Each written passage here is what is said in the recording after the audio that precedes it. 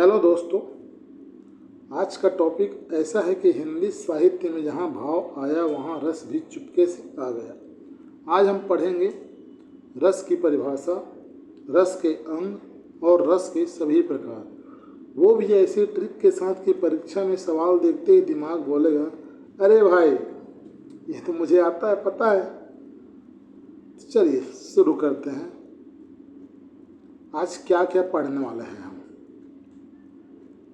आज पढ़ने वाले हैं हम रस क्या है, रस की परिभाषा, रस के अंग, नवरस, स्थायी भाव, उदाहरण, ट्रिक्स, ये सभी आज हम पढ़ने वाले हैं।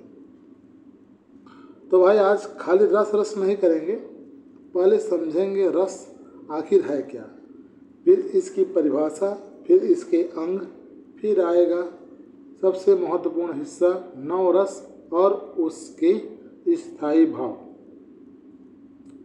और यहाँ गलती मत करना, क्योंकि परीक्षा में अक्सर पूछा जाता है किस रस का स्थायी भाव क्या है। रस क्या है? काव्य या साहित्य को पढ़ने, सुनने या देखने से मन में उत्पन्न होने वाला आनंद रस है। क्या है जी? रस है। बहुत आसान भाषा में समझिए। जब हम कोई कविता, कहानी या साहित्यिक रचना पढ़ते हैं और उसे पढ़कर हमारे मन में कोई विशेष भाव पैदा होता है, उस भाव के आनंद को क्या कहते हैं? रस कहते हैं।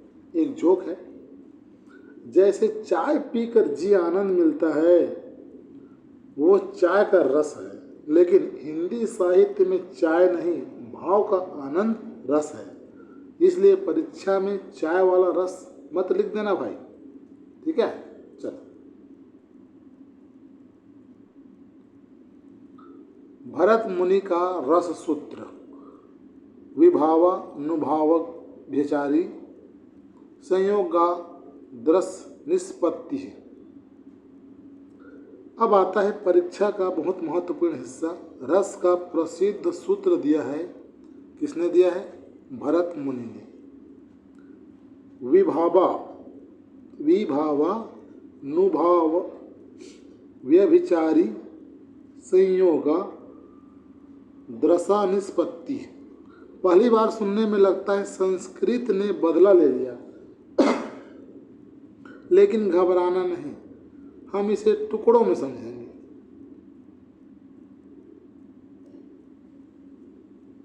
रस के प्रमुख अंग, ठीक है? विभाव, अनुभाव, व्यभिचारी भाव, स्थायी भाव की पुष्टि और रस की अनुभूति। रस को निष्पत्ति में मुख्य रूप से विभाव, अनुभाव और व्यभिचारी भाव की भूमिका होती है और इनके संयोग से स्थायी भाव पुष्ट होकर रस की अनुभूति करता है। अभी इनकी गहराई में नहीं जाएंगे, ठीक है? क्योंकि हमारा आज का मुख्य लक्ष्य है रस और उसके प्रकार याद करना। नवरस। नवरस कौन कौन से हैं? श्रृंगार, हास्य, करुण, रौद्र, वीर, भयानक, विभत्स, अद्भुत और शांत। कुल 9 रस कितने हैं? 9 हैं। अब शुरू होता है असली खेल, 9 रस। कुल कितने हैं भाई? 9 हैं। कितने हैं? 9। इन्हें हम सिर्फ रटेंगे नहीं, बल्कि भाव से जोड़कर क्या करेंगे? याद करेंगे।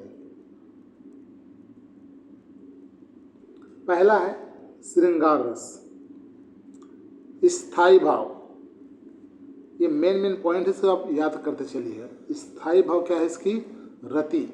उदाहरण है नायक, नायिका, श्रृंगार, प्रेम और रति। सबसे पहले आता है श्रृंगार रस। श्रृंगार सुनते ही क्या याद आएगा? प्रेम, है ना? प्रेम, वही जो सोच रहे हो वही प्रेम। और श्रृंगार रस का स्थायी भाव है रति। जोक है, लेकिन परीक्षा में अगर पूछा ना कि श्रृंगार का स्थायी भाव क्या है, तो वहाँ प्रेमिका का नाम मत लिख देना भाई। सही उत्तर है रति। रति लिखना एग्जाम, ठीक है, इस पर टिक लगाना ऐसे गोल गोल गोल गोल, है। दूसरा है हास्य रस, इसका स्थायी भाव है हास्य। उदाहरण एग्जाम्पल है हंसी मजाक विनोद, हास्य हास हंसी। दूसरा है हास्य रस, नाम में ही आंसर छुपा है, हास्य का स्थायी भाव हास, भूलिएगा मत। एक और जोक है, जैसे अभी मैं जोक मार रहा हूं और आप हंस रहे हैं तो भाई ये मेरा हास्य रस है, लेकिन जोक पर कोई नहीं हंसा तो मेरा रस सीधे करुण रस में बदल जाता है। किस में बदल जाता है? करुण रस में। अगला रस है करुण रस, स्थायी भाव है शोक। उदाहरण वियोग बिछड़ना मृत्यु दुख, करुण दुख और शोक। जहाँ दुख वियोग या किसी प्रकार की पीड़ा का भाव हो वहाँ कौन सा रस होता है? वहाँ होता है करुण रस। याद रखें, करुण रस सुनते ही दिमाग में आना चाहिए शोक। अगला है रौद्र रस, स्थायी भाव है क्रोध गुस्सा। उदाहरण युद्ध बदला अत्यधिक गुस्सा, रौद्र रौद्र रूप क्रोध। रौद्र रस इसका स्थायी भाव है क्रोध। याद रखिएगा, जब गुस्सा इतना बढ़ जाए कि सामने वाला बोले भाई पहले पानी तो पी ले, वहाँ रौद्र भाव समझिए, ठीक है। अब आते हैं वीर रस पर। वीर रस का नाम सुनते ही क्या दिखाई देता है?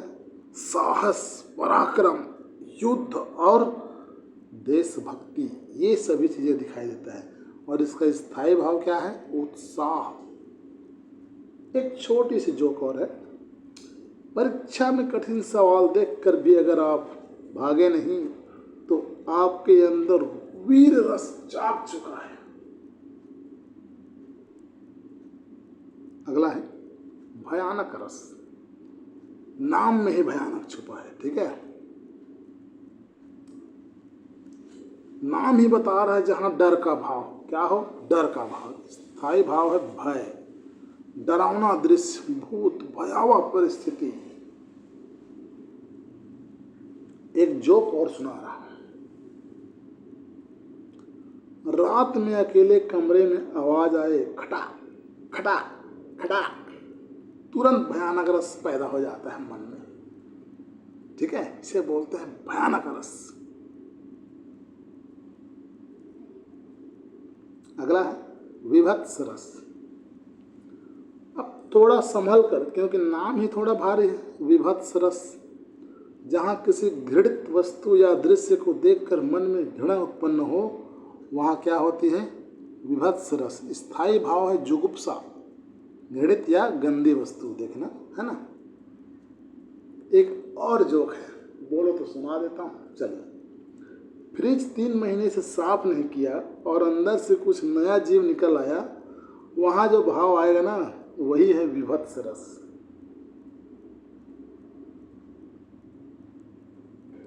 अगला है अद्भुत रस।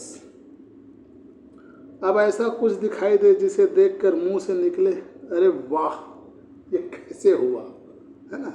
इसका स्थायी भाव है विस्मय। क्या है? विस्मय। इसको समझते हैं, जब परीक्षा का रिजल्ट आए और आपने जितना सोचा था उससे ज़्यादा नंबर आ जाए, तब मुंह से आवाज़ निकलती है अरे वाह। ये क्या है? यही आपका है अद्भुत रस।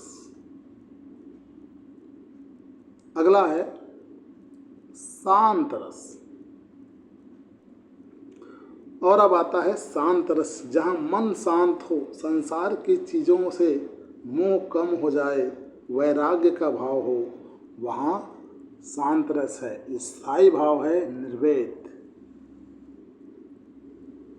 ध्यान रखिए, शांत का आंसर शांति नहीं लिखना है भाई साहब, परीक्षा पूछेगी स्थाई भाव तो उसका उत्तर क्या होगा? निर्वेद। याद रखिएगा हमेशा। अगला 9 रस एक नज़र में देखेंगे सुपर ट्रिक के साथ में। ठीक है। श्रृंगार रस रति, उदाहरण है प्रेम, सौंदर्य, मिलन। हास्य रस हास, हंसी मजाक। करुण रस शोक, वियोग, मृत्यु और दुख। रौद्र रस क्रोध, गुस्सा, युद्ध, बदला। वीर रस उत्साह, युद्ध, साहस, पराक्रम और देशभक्ति। भयानक रस भय, डरावना दृश्य, भयावह परिस्थिति। विभत्स रस जुगुप्सा, घृणित या गंदी वस्तु देखकर घृणा होना। अद्भुत रस विस्मय, असाधारण घटना देखकर आश्चर्यचकित होना। शांत रस निर्वेद, वैराग्य, शांति, मोह का समाप्त होना। सुपर ट्रिक है इसका। रति हास, शोक, क्रोध, उत्साह, भय, जुगुप्सा, विस्मय, निर्वेद। रस 9 स्थायी भाव है। अब इसे अपनी कॉपी में लिख लीजिए या फिर इसको स्क्रीनशॉट ले लीजिए। ये हमारी ट्रिक है। ठीक है। इसे 2-3 बार बोल लिया तो परीक्षा में रस वाले आधे सवाल यहीं से निकल जाएंगे आपके।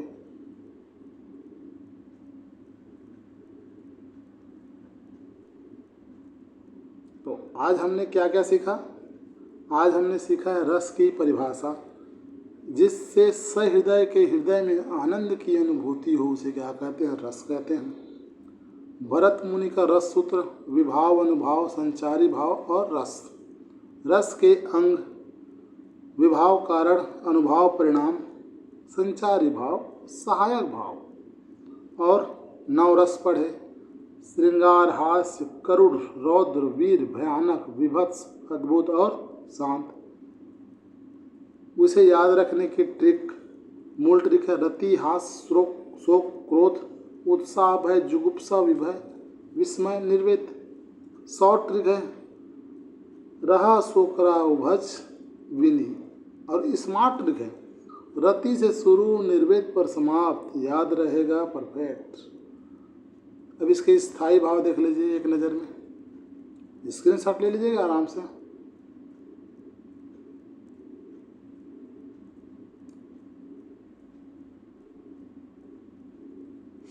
तो दोस्तों आज हमने रस की बिल्कुल आसान भाषा में समझा है, परिभाषा से लेकर 9 रस और उनके स्थायी भाव तक।